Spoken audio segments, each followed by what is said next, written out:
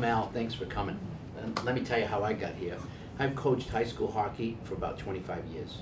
And the last 4 or 5 years, I've noticed something that really started to bother me, that when I started to talk to young men and young women, I noticed that when I talked to them, something was missing, and I couldn't figure out what it was. And it really bothered me, because you would think that a young man or young woman that is of that age, especially in sports, they're usually gung-ho, there's a lot of fire, you know, in their belly, but that would seem to be gone, and it really had me concerned. And it just so happened, as this was going on for the last 7 years, I've started a company called The Voice Library that really is based upon trying to bring back the power of the voice and the treasure of the story. So I was more astute to pay attention, to watch really kind of what was going on. And I thought there might be some correlation, and the more I figured it out, the more I talked to kids, the more I figured out really what was happening, but more or less watching them. So 7 years ago, the smartphone was developed, right? So it's just 7 years old. If I told you that if you had a drug for the FDA, it takes 7 years to make, 7 years to get a drug approval. This is a drug. And this is what I found was happening to our kids. Neuroscientists now tell us when kids game or they go to imagery on a phone, what happens to them is it goes to the part of the brain called the medulla. The medulla produces the same hormones as was initially produced with some drugs, i.e. heroin, dopamine, right? When you fell in love, when you heard music, you know, that euphoric feeling is usually that dopamine that gets involved into your body. And what they were finding was that this dopamine, when they monitored kids playing games, the same thing was happening.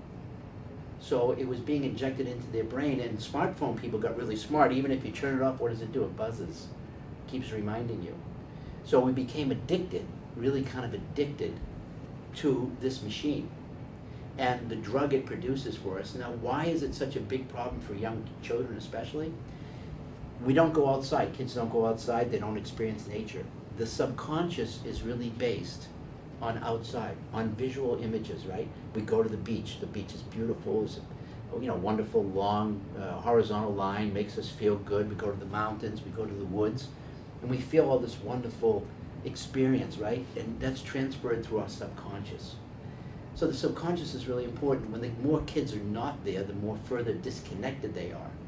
But what happens to them? So now a young man or a young woman can go on a phone and pick up anything they want from any bizarre place they want to go to, right? So that imagery, what happens, ends up being imprinted on their brain. So at a very young age, you know, back when I was younger, if we went and saw a magazine or did something in a magazine, looked at a magazine, you saw, in this case, for me, was Playboy magazine. I mean, so someone had a Playboy magazine, and there was nothing then, back 60 years ago, 50 years ago. But today, there's everything. And all those images imprint on young men and young women. And the problem now is that they don't have the frontal lobe capability to shut it off. You and I do as adults, because our brains are developed. We say we don't want to go there, we don't want to look at that garbage, we don't need to look at somebody being run over by a car or something crazy. We don't need to do that. So our brain shuts it off. But if you're young, the frontal lobes are not developed. So what happens is, more often than not, they end up going there and they can't stop it because their brain won't allow them to. So you see, they become very engrossed. They become engrossed, and then add the dopamine on top of that, and you understand now that they're disconnected. So imagine being connected in a world, but really being disconnected. They're disconnected from themselves and their families. And so for us as adults, we need to try to find a way to bring them back.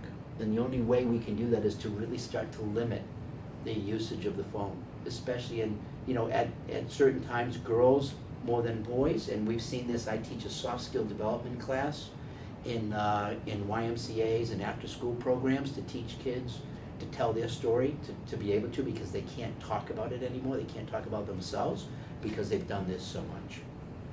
So we have these classes that we try to teach them through storytelling the confidence to stand up and talk about it themselves.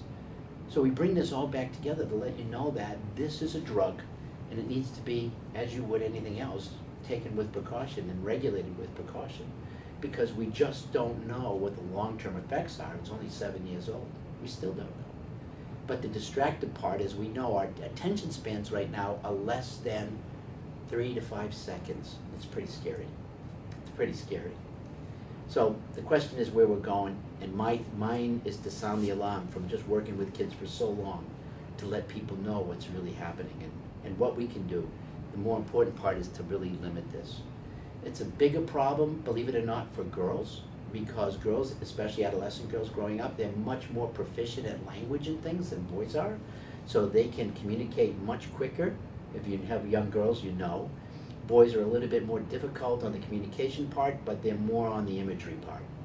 So together, collectively, we need to find a way to just sound the alarm and tell people this is a drug and we just need to regulate it and not let kids have full use of a phone, especially a phone with images that can take them to the places that they don't need to go because they're not ready to shut it off.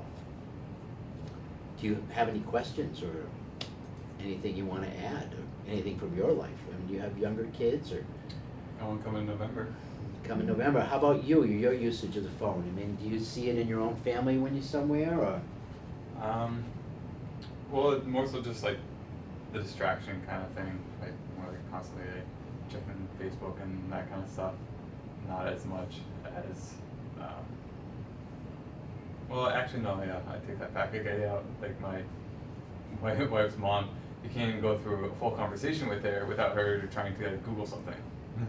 But think about that. See what's happened to us. Now it's even older generation right on Facebook.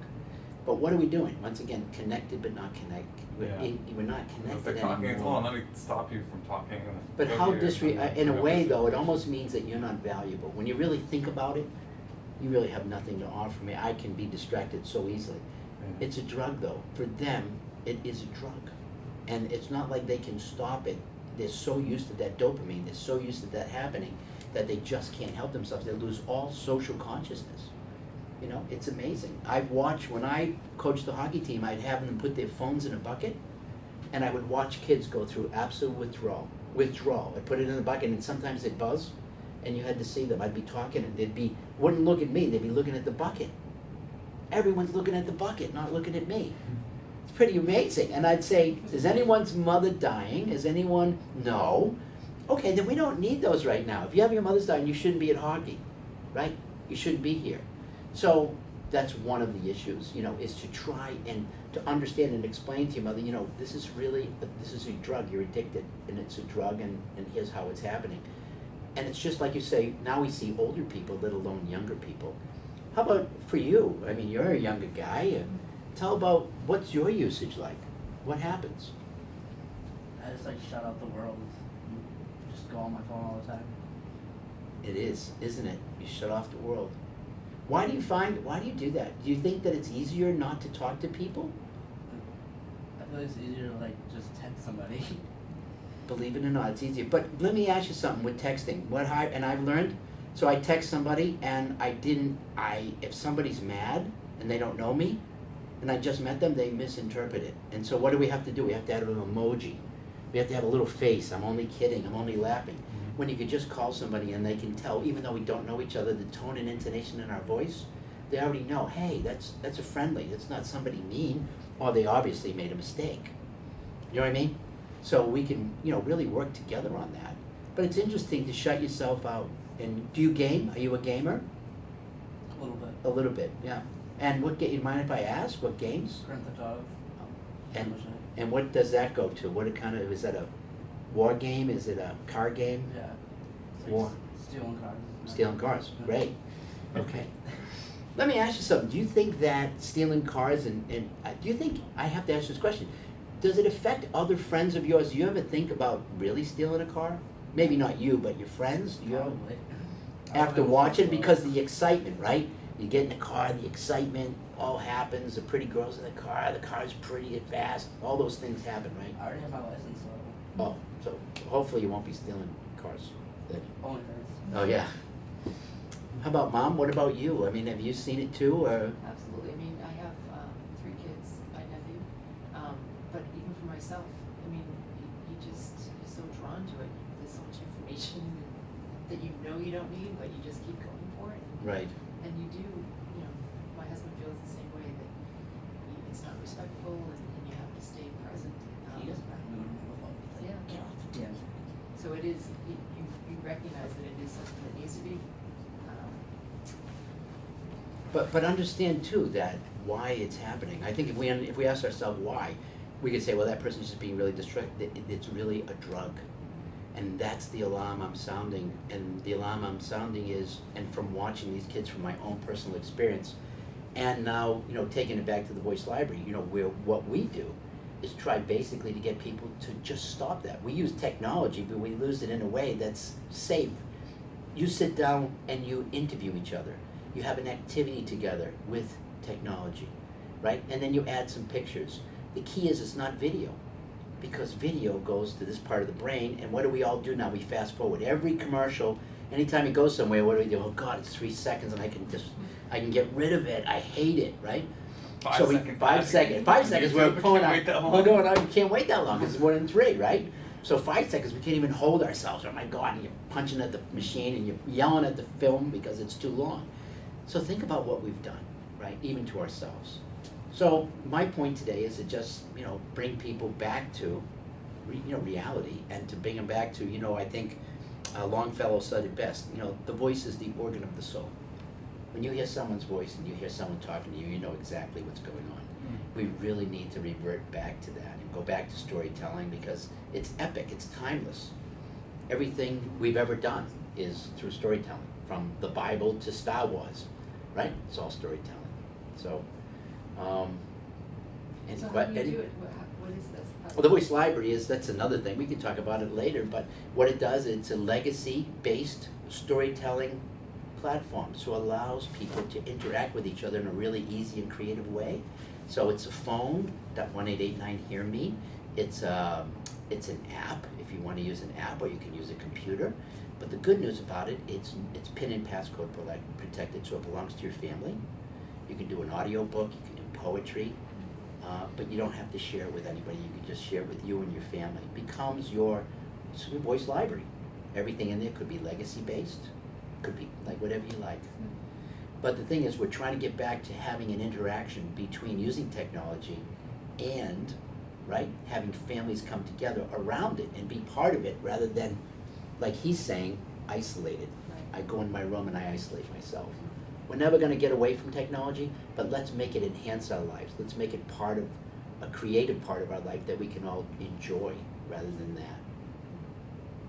So. My question for this drug, what would be the remedy? Because you mentioned kind of just like saying like it's a drug and like bringing that up, that addictiveness. Like most people don't really care. You can tell them the same thing when they smoke cigarettes or they drink or anything else. Like just saying it's a drug or it's addictive, that's not like no one's really gonna care. From my experience at least. So like, do you have like other things that can help remedy this? Like, look at what we do when somebody. What do we have? An intervention, right? People talk about all the time an intervention, right? When someone's on drugs or this, right? We're talking about our brains, right? When you talk about someone's brain, like if you break your leg and you put a cast on, people say, "Oh my God, they got a cast on me." I can understand the limping, but when people affect their brains, it's another place. So you really sit down with somebody and say, "You know what, Nana, I'm not going to really engage with you anymore. I'm not going to engage with you anymore unless you put that away." I feel, being honest with people, I feel less valued. I feel like I don't matter, that matters more. If you want to have a conversation with me, please put it away. And there's time for that. You can have time for that later, but I really want to be with you, Nana. And I'm not with you if you're there. And you're not with me. And now you have your grandchild coming. She has a grandchild coming. I mean, that's even more powerful for you. A more reason to start now with her. And for you, hey, Mom, you can't do this anymore. We have a little baby coming. Let's be present with her. Let's be powerful with her. Let's have time with ourselves. Let's be honest with ourselves. There's nothing there anyway that can't wait. What about from a more of like this brain or neurological standpoint? Since we're like decreasing our attention span and just like becoming obsessive over these quick hits. Have you, like, in your experience, do you know, have meditation, getting outside in nature, has that been able to combat some of this? The biggest thing is, believe it or not, walk outside. Mm-hmm. And we talked about that earlier. The imagery, the subconscious is based on pictures. The subconscious is not, think about when you go into a guided meditation or anything else, you think of a river, or they always take you somewhere, right? Hypnosis, they take you somewhere. And it's always somewhere in nature. It's never anywhere that, you know, I'm at school, at the website, you know what I mean? You're at a place in nature. So that's the beautiful part, is that it's right around us and it's free. We could just go out and have some fun and get away.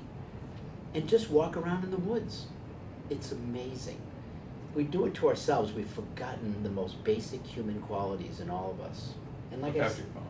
pardon me? So without the phone. Leave the Without phone the around. phone, yeah, no phone, I never. yeah. And like I said, even the sad part is even in the buzz now, they have it figured out that we'll just make it vibrate, and then you still have to look at it, you know what I mean? But thank you so much for your time, and thank you for your input, and, you know, we can talk more later. They gave me the 5-minute nod over there earlier. But, you know, I'd love to talk to you. My card's there. If you have any questions, we do stuff in schools, soft skill development, teach kids storytelling. If you need anything from us, or just some guidance, or we need to talk to teachers or do anything like that, let us know. Yeah. We'd love to. Yeah, and good luck with your baby. Yeah. Congratulations. Thank you. That's gonna be awesome. Thank you so Thank you. much. Nice meeting you. Nice meeting you. Nice meeting you. That's pretty-